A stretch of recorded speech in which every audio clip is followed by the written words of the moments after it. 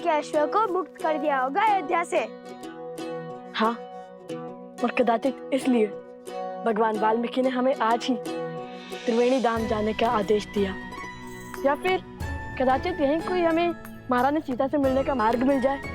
हाँ भैया, महारानी सीता से मिलने का मार्ग मिल जाए, मुझे अधिक प्रसन्नता होगी। अब बातें बंद करो और आगे बढ़ो। क्या पता नियति का क्या निर्णय हो हमारे लिए। अरे शीघ्र चलो, महारानी सीता से मिलना है या नहीं?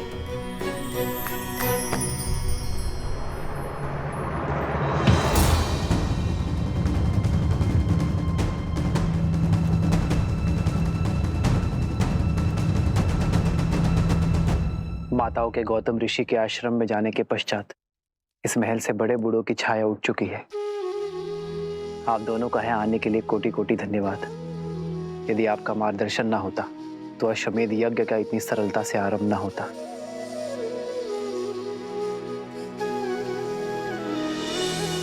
धन्यवाद तो मैं आपका करना चाहिए रहा, इस संसार को अपना सामर्थ्य दिखाने के लिए।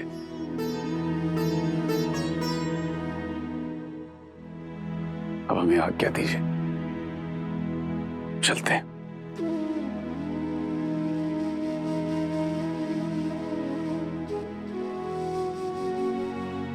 आशा करता हूं माता, आपसे शीघ्र ही मिलना होगा। माता, मन में संदेह नहीं, हर्ष लेकर जाइए।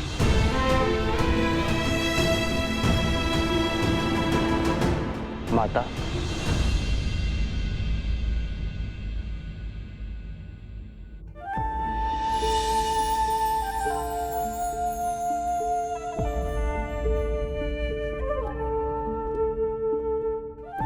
बैठिए माता।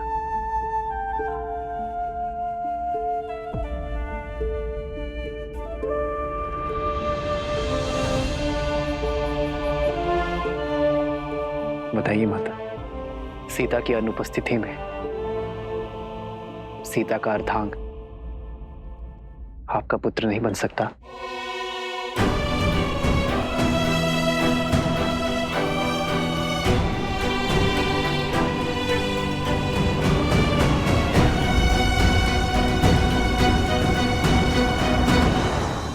पुत्र, आपने मेरे मन के भावों को उचित पढ़ा है। कुछ समय में जो कुछ भी हुआ, उस कारण मेरे मन में एक प्रश्न पुनः जाग उठा है, जो मैंने कभी त्याग दिया था।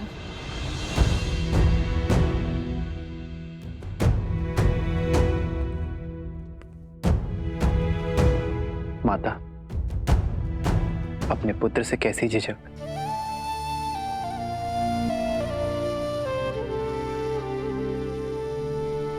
मेरी सीता का वनवास कब पूर्ण होगा राम? कब मेरे हृदय में बसने वाली मेरी पुत्री मेरे नेत्रों के समक्ष होगी? कब इस मुहूर्त के स्थान पर मेरी सीता मेरे समक्ष आएगी राम? उसकी कोई सूचना, कोई समाचार सुनने के लिए मेरा मन व्याकुल है राम। मेरा देह, मेरी आत्मा मेरी सीता के लिए तड़प रही है। एक बार, केवल एक बार मेरे आस के दीप को आपके वचन की अग्नि दे दीजिए राम। माता, मैंने और सीता ने अपने राज्य के हित के लिए अपना स्वार्थ और साथ त्यागा है।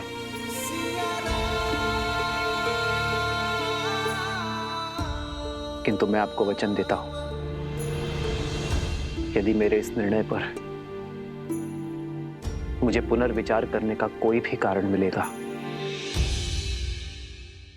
तो मैं अपनी सीता को खोजने अवश्य जाऊंगा।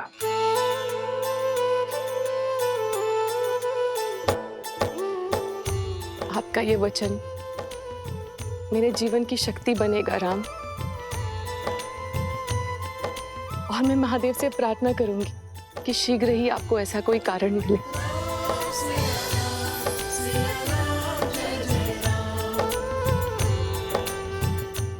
माता, अपनी पुत्री के वियोग के दुख में डूबी एक माता की इच्छा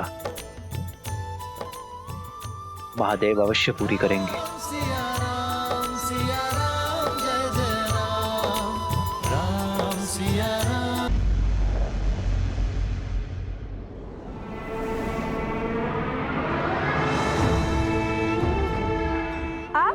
लगता है धनुर्धर लक्ष्यवेद ने निकल चुके हैं। अवश्य। और वैसे भी जिनके गुरु साक्षात भगवान वाल्मीकि हो, उन्हें कैसा विलंब? अर्थात उन्होंने तुम्हें महारानी का पता बता दिया है या अश्व पकड़ने का मार्ग? नहीं तो ज्ञानी कभी सीधा मार्ग नहीं बताते। उनका हर आदेश अपने आप मार्ग तक ले जाता है। और अभी हमारे गुरुदेव ने त्रिवेणी धाम जाने का आदेश दिया है। महारानी तक पहुंचने का मार्ग तो वहीं से मिलेगा। जय हो भगवान वाल्मीकि की।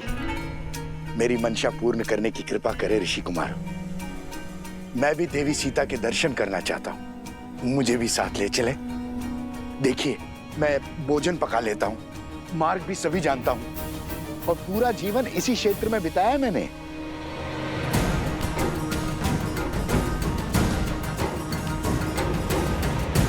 सबकी क्या राय है?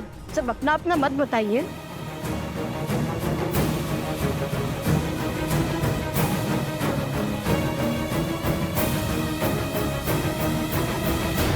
मैं भोजन पका लेता हूँ, मार्ग भी सभी जानता हूँ और पूरा जीवन इसी क्षेत्र में बिताया है मैंने।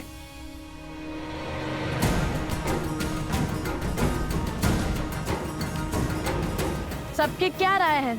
सब अपना अपना मत बताइए। आप मिथिलावासी हैं, आपको तो हमारे साथ चलना ही चाहिए। जो सबका मत है वही मेरा भी है।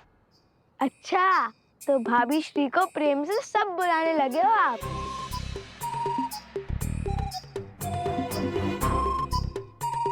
अब चलो भी, अन्यथा लव भैया कहेंगे शीघ्र चलो शीघ्र चलो।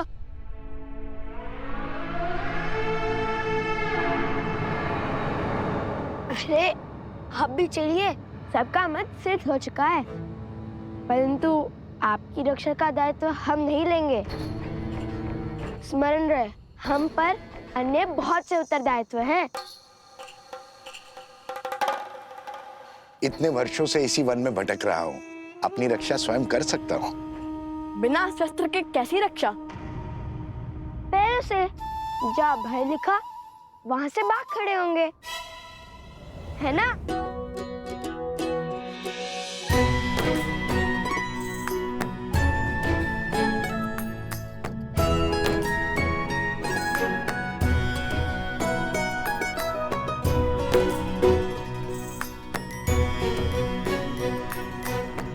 यहाँ तो दो रास्ते हैं, किस ओर जाना है भैया?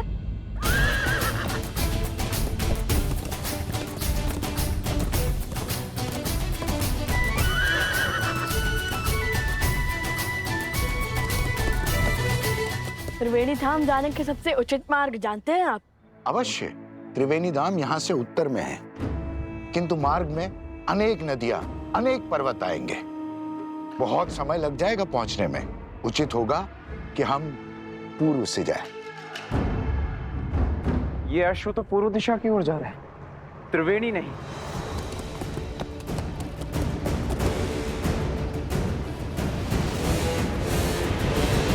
हे अश्व, इस ओर चलिए।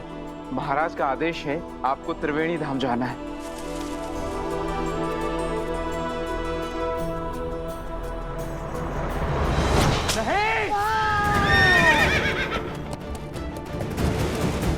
यज्ञ के अश्व को नहीं मारते हैं मूर्ख। इसे छड़ जाओ और राजकुमार शत्रुघ्न को सूचित करो कि अश्व ने अपना मार्ग बदल लिया है, वो पूर्व दिशा की ओर जा रहा है। उनसे कहो कि वो भी उसी दिशा में आए। जाओ, अति शीघ्र जाओ। जो आज्ञा सेनापति।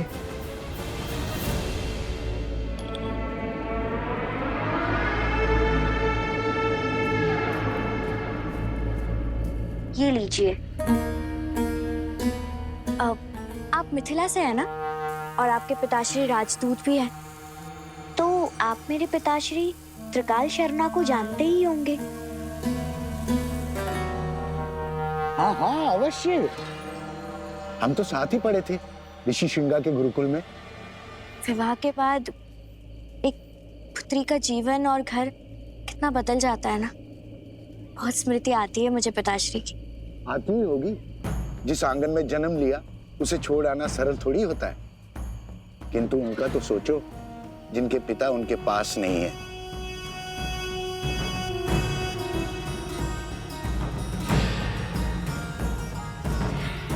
कितने दुर्भागी है वो लोग। अरे और कितना समय लगेगा भोजन में महाशय? पात्र से धुआं आ रहा है। आप भोजन पका रहे हैं या यज्ञ कर रहे हैं? जितनी देर में आप ये भोजन पका रहे हैं, इतनी देर में मैं खाकर पचा भी लेता। बस बस, तैयार हो गया धनुर्धर ऋषि कुमार।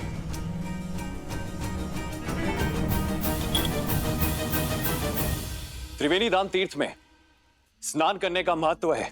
जब अश्व 3 पवित्र नदियों के जल से निकलते हैं तो देवता समस्त प्रजा को उनके पापों से मुक्त कर देते हैं। यदि उस अश्व को देवता त्रिवेणी से दूर ले जा रहे हैं तो अवश्य ही हमारा कार्य अधिक विकट हो जाएगा। हमें अपनी समस्त शक्तियों के साथ उस अश्व के पीछे जाना होगा। जय श्री राम, जय श्री राम, जय श्री राम, जय श्री राम। बचाओ बचाओ बचाओ बचाओ। मैंने तो उस ओर से आ रही है। भागो भागो बचाओ बचाओ, भागो भागो भागो भागो। ये तो कष्ट में लगता है। बचाओ बचाओ बचाओ बचाओ। अरे आप सब बताएंगे? आप सब इतने भयभीत क्यों हैं? कहाँ भाग रहे हैं? कोई बताएगा? हमारे गांव पर इसी को किसी राक्षसी माया ने घेर लिया है। सभी किसी विचित्र रोग से ग्रसित हो रहे हैं। हम ऋषि हरित को खोज रहे हैं क्योंकि उन्हीं के पास इस रोग का उपाय है। ठीक है, जन लाओ इनके लिए।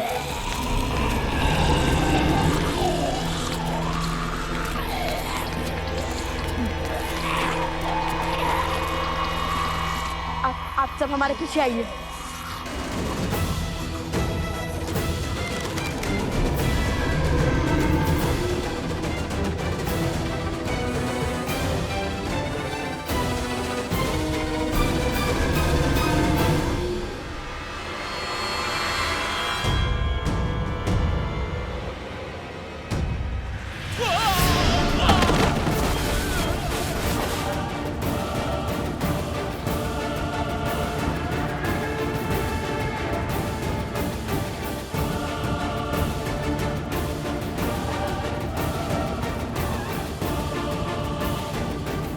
पूर्व में बसे परेशी गांव में पुनः असुरी रोग फैलाओ।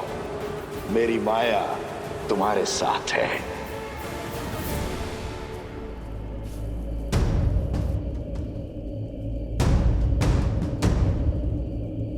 इस घने धुएं में तो कुछ दिखाई नहीं दे रहा भैया।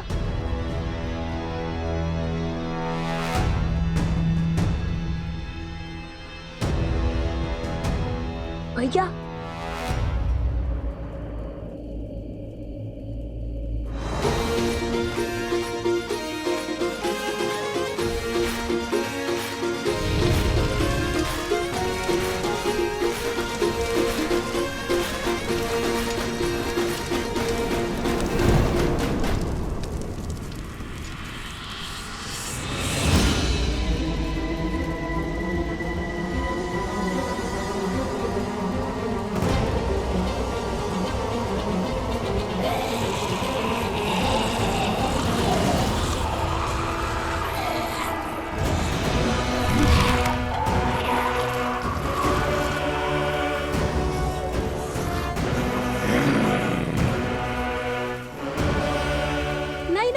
इन्हें मत मारिए। इनका उपचार संभव है। ये मलिन आत्माओं के नियंत्रण में है और मानवों के रक्त के प्यासे हैं।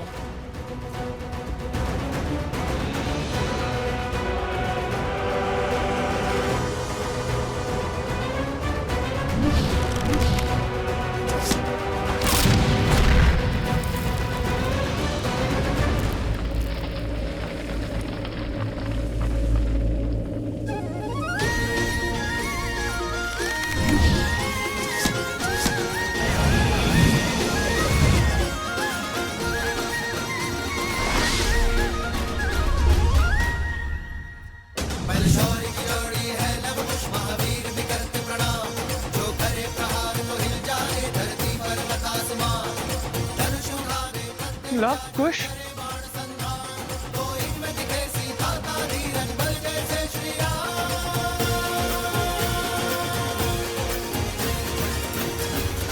ऋषि हरित ने इनका क्या उपचार किया था? उन पर्वतों के बीच में विशेष औषधियां उगती है, उन्हीं के उपयोग से ऋषि हरित ने इनका उपचार किया था।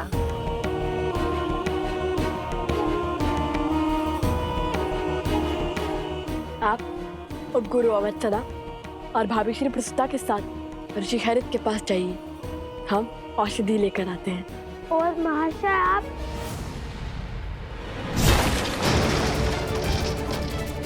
बचाओ बचाओ, भागो भागो भागो भागो भागो। कहा था ना, इनके अस्त्र इनके चरण ही हैं। जहाँ भय लगा वहाँ भाग खड़े होंगे। पहले हमें इन्हें रोकना होगा, अन्यथा हमारे जाते ही ये आसपास के अन्य गांवों पर आक्रमण कर देंगे। क्या करे भैया, यदि ये असुर होते तो लक्ष्मण रेखा खींचकर इन्हें सीमा में बांध देते, किंतु ये तो असुर भी नहीं है। तुम सदा अनजाने में ही उचित युक्ति सुझाती हो कुश। असुर नहीं तो क्या हुआ, हम इनके आसपास एक अभिमंत्रित रेखा तो खींच ही सकते हैं ना। जो अशुद्ध होते हैं उन्हें सदा शुद्धता से, पवित्रता से संकट होता है।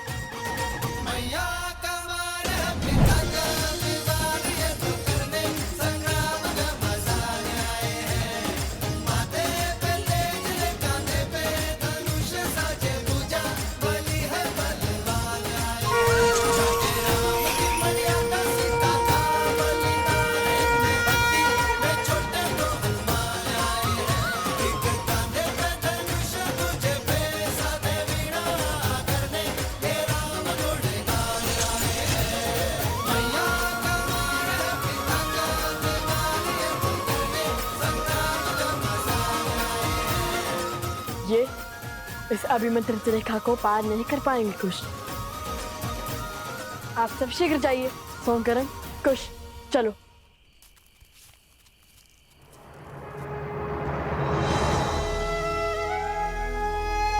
हे माता तमसा, आप सब नदियां, बहनें हैं इस भूमि पर हर और उपस्थित हैं। मेरी आपसे विनती है माता, मेरे पुत्रों का मार्गदर्शन करने में, रक्षण करने में उनका सहायक बनिए। उनके प्रभु पर उनकी अटूट श्रद्धा को बनाए रखने में सहायता कीजिए माता।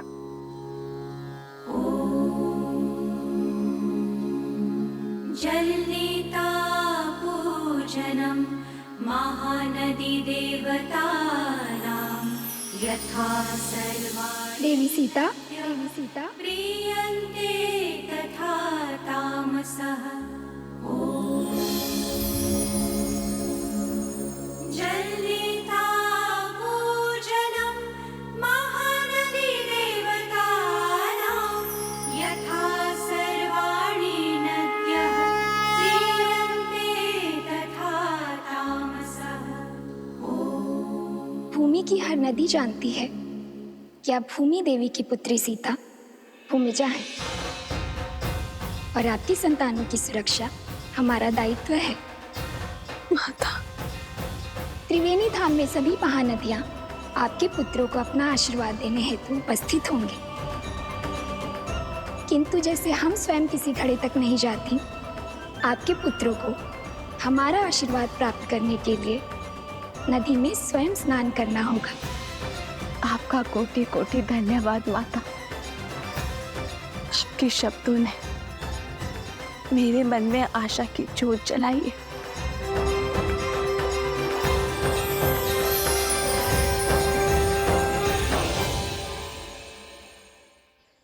अतिशीघ्र चलो, यह अश्व तो पर्वत की ओर जा रहा है। यहाँ हम अश्व की क्या स्वयं की भी रक्षा नहीं कर पाएंगे। चलो शीघ्र चलो।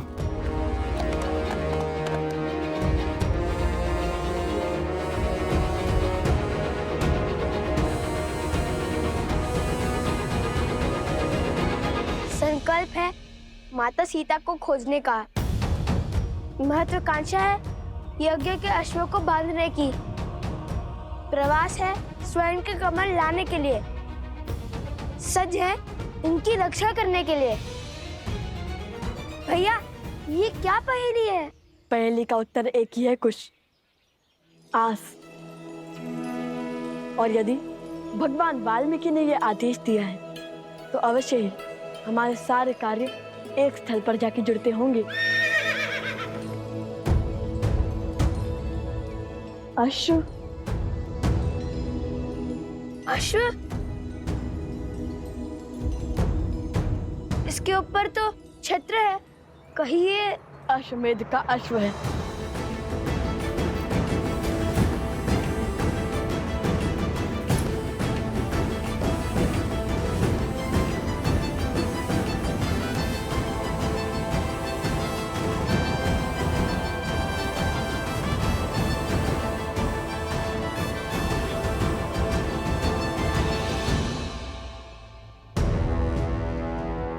वो देखिए भैया,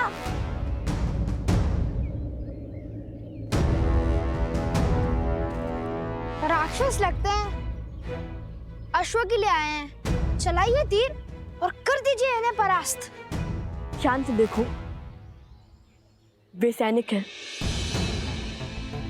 और हम सैनिकों पर आक्रमण नहीं कर सकते, किंतु अश्व के लिए केवल इतने सैनिक।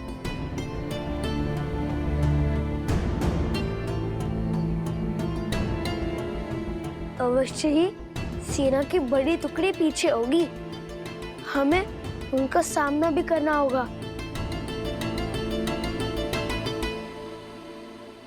समय कम है भैया, हमें औषधि भी लानी है और स्वर्ण कमल भी। यदि इन्हें ज्ञात ही ना होता कि ये अश्व हमारे पास आ गया है तो कितना अच्छा होता। बोला, हम उस अश्व को इससे बदल देंगे और जब तक वो हमारे ये भेंट जानेंगे तब तक यज्ञ का अश्व हम ले जाएंगे। उचित है, आप यही अश्व पर दृष्टि रखिए, हम जाकर अभी अश्व को लाते हैं। मुझे तो अश्व से बात करना भी आता है, वो मेरी बात यूं मान जाएगा। अश्व मिल गया, अब चलकर श्री राम से प्रश्न करेंगे। लक्ष्मण, संसार को कालांतर तक गौ पूजा स्मरण रखनी चाहिए। वेदों में भी गौ सेवा को सबसे पवित्र माना गया है। गौ के चरणों में तो देवता भी निवास करते हैं। और जिस प्रेम से गौ अपने शिशु का पालन करती है, उसी प्रेम से संसार को भी पालती है। गौ केवल एक पशु नहीं, वो हमारे लिए माता समान है, जो निस्वार्थ अपने दूध से संसार का पोषण करती है। जिस स्थान पर गौ का सम्मान होता है, वह स्थान कभी निर्धन या भूखा नहीं रहता। इसलिए गौ के लिए प्रेम और सेवा केवल हमारा कर्तव्य ही नहीं, हमारे जीवन का आधार भी है। श्री राम श्री राम श्री राम।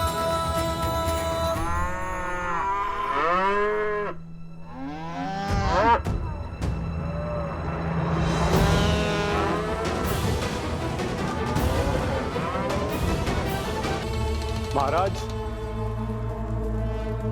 महाराज, अश्वमेध यज्ञ के कारण अयोध्या की प्रजा फिर से उस राम की ओर समर्पित हो रही है। मेरे अथक प्रयासों के बाद भी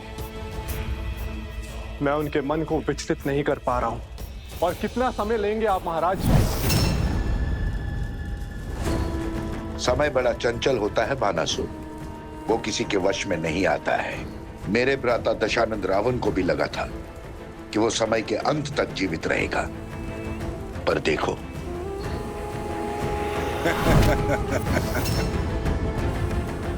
मैं उन बालकों के मन में एक बीज बो चुका हूं, एक सोच कि संसार में ऐसे भी पिता है जो अपने बालकों की सहायता के लिए कभी नहीं आए।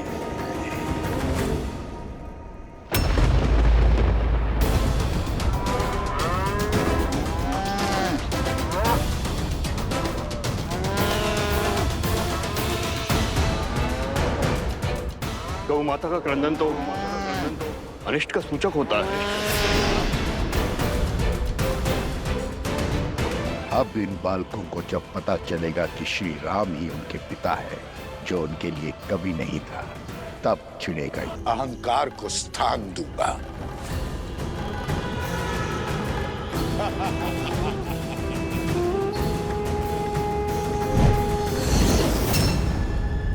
अब उन्हें सत्य बताना मेरा दायित्व है। उन्हें यह ज्ञान देना कि उनके पिता और कोई नहीं, उनके आराध्य श्री राम है। और जिस सीता से मिले बिना वो उसके कष्ट को जानकर इतने विचलित हो गए, वो और कोई नहीं, उन्हीं की माता है, जिसका राम ने त्याग किया है।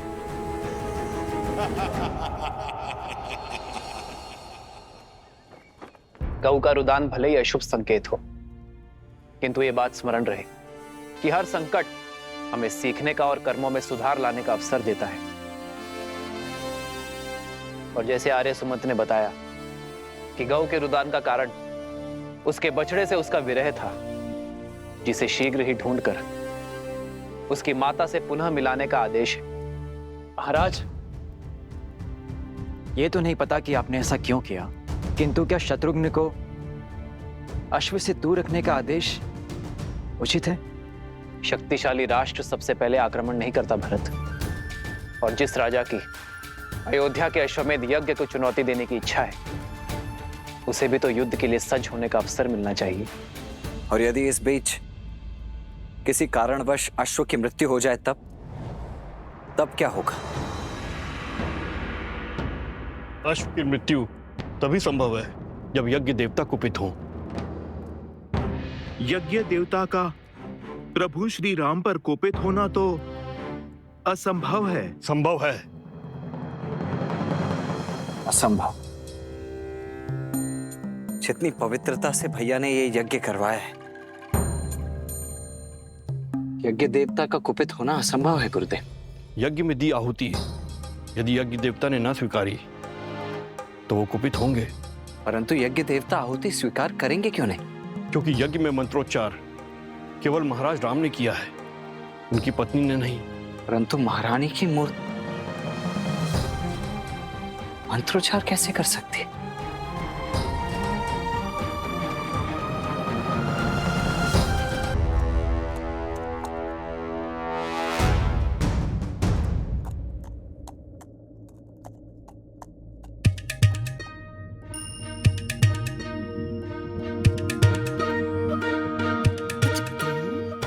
क्या लाए हो तुम? जो भी है, श्वेत तो है। गांव में केवल यही एक 4 पैरों वाला प्राणी है, जिसका रंग श्वेत जैसा है, और ऊपर से वस्त्र और छात्र भी ला दिया मैंने इसके लिए। अब चलो अश्व बदल देते हैं। सैनिक थके हुए हैं, हमारा भेद जाने में उन्हें समय लगेगा, जब तक हम निकल जाएंगे। दिख रहा है अश्व किसी को? दिख रहा है क्या? नहीं, लगता है और ऊपर गया है। शीघ्र खोजो उसे। चलो।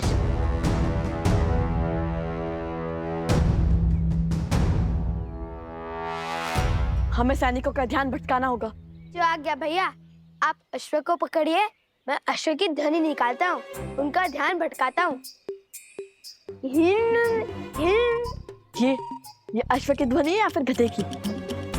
पर भैया, गधा तो डी चौ करता है।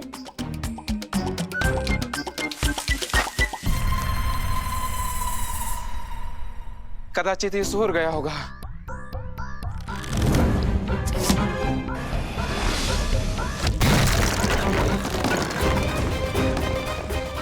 ये सोर क्या ध्वनि है?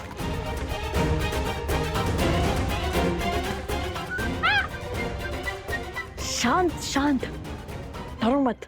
तुम इसे उस ओर ले जाओ जहां मैंने बाण चलाया था। तुम मेरे साथ आओ।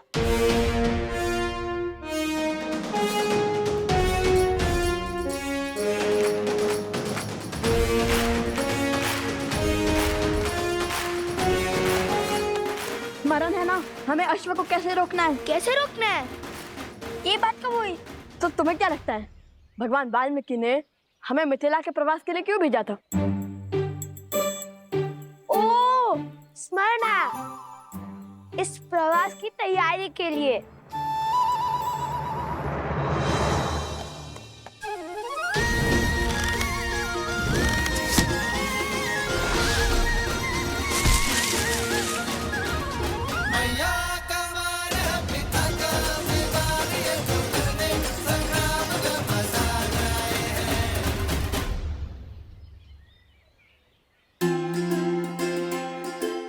सीताराम, भैया ये तो वही अश्व है। राम सिया राम जय जय राम, राम सिया राम जय जय राम। कदाचित इसका हमारा और सीताराम का कोई ना कोई संबंध अवश्य है। क्यों मित्र, हम स्मरण है ना? उस गधे से भय तो नहीं लगा?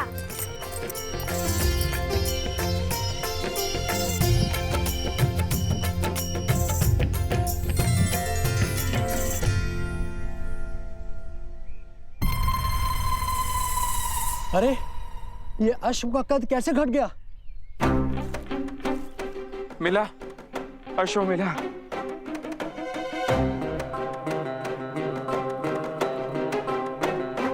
रंग भी बदला बदला सा लगता है। इस काले पर्वत में उसका रंग धूमिल सा हो गया होगा। पर इस पर छत्र तो है, पर अश्व जैसा नहीं है। एक ही वाक्य में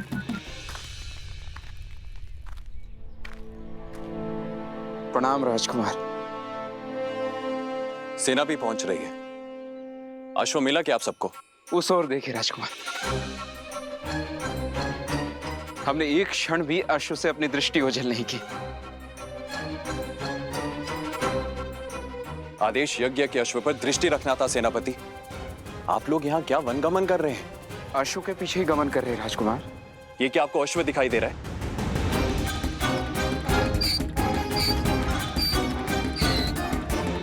ये एक गधा है आप ही की तरह सेनापति। आप अयोध्या लौट जाइए। सैनिकों, हमें शीघ्र ही अश्व ढूंढना होगा।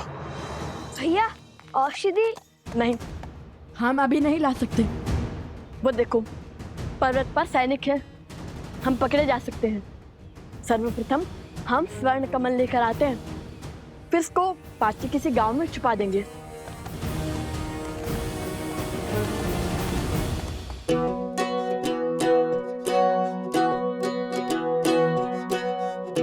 सुनो, यह स्थान उचित है। यहाँ पर कोई भी अश्व को नहीं ढूंढ पाएगा।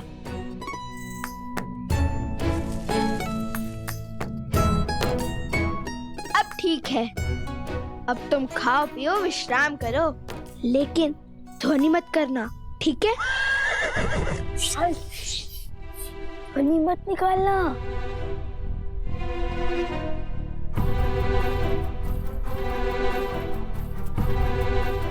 चलो।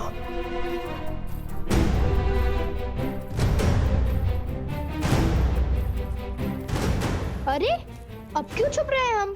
अब तो अश्व भी नहीं है हमारे साथ। यदि सैनिक ने हमें देख लिया तो हमसे प्रश्न किया तो वन देवी के पुत्र सत्य थोड़ी ना कहेंगे।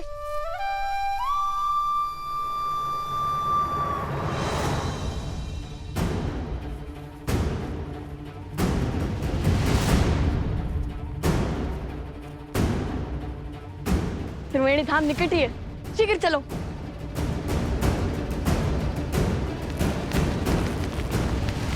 ऋषि कुमार,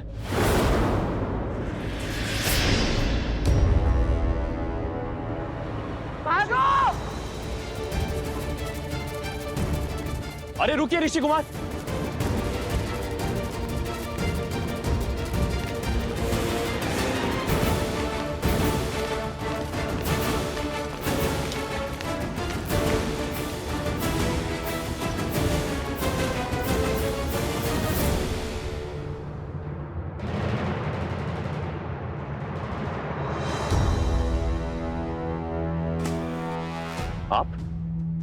आपको तो मैंने अयोध्या में देखा था।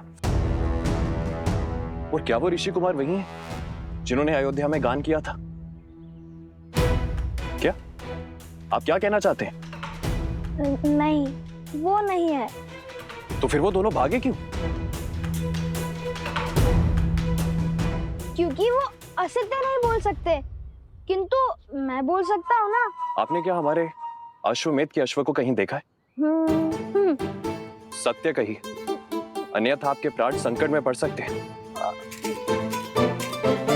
सत्य सत्य तो ये है, आप और आपके सैनिक कभी एक बाल ऋषि कुमार के प्राण नहीं हारेंगे। और दूसरा सत्य ये है, आप और आपके सैनिक लव कुश से कभी जीत नहीं पाएंगे। राजरुज, वो दिख गए, वो ऋषि कुमार। ऋषि कुमार रुको।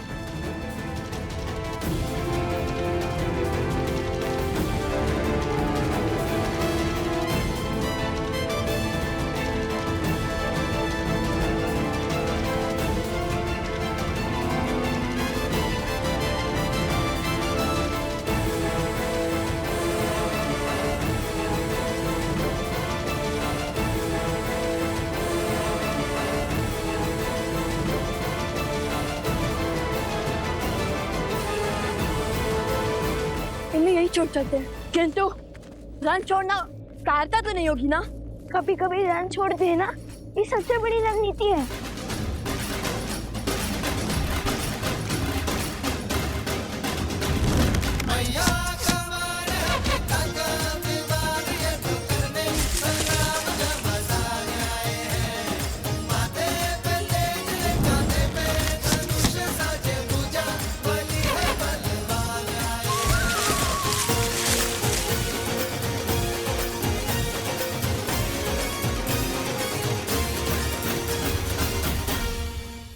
सैनिकों, शीघ्र हटाओ इसे।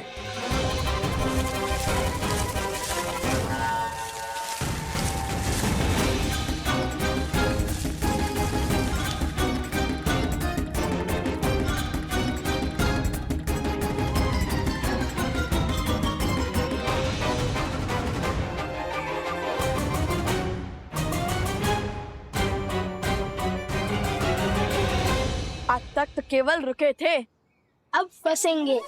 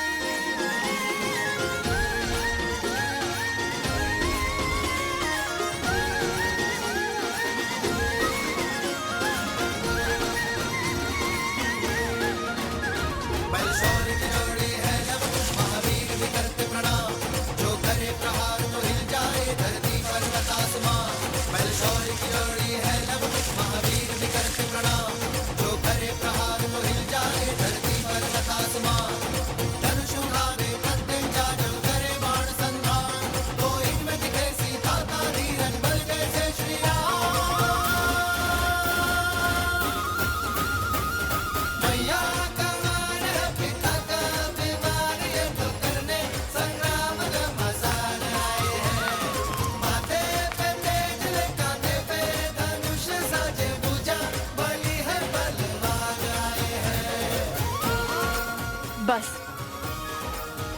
अब वो यहाँ फंस जाएंगे, पर हमें अधिक समय मिल जाएगा।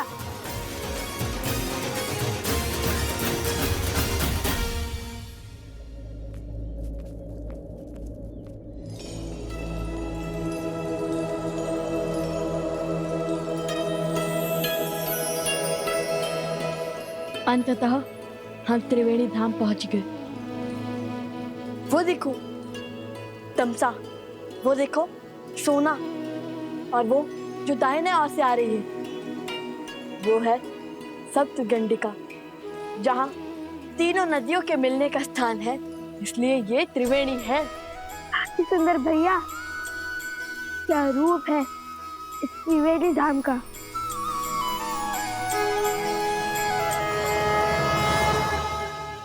भैया अभी आंखें मूंदी तो मन में एक विचार आया। हमने अश्व को तो छुपा दिया, किंतु उसकी रक्षा के लिए किसी को नहीं छोड़ा। चल हम शीघ्र अतिशीघ्र सारे स्वर्ण कमल एकत्रित कर कर चलते हैं, ताकि किसी के वहां आने से पहले हम अश्व तक पहुंच सके।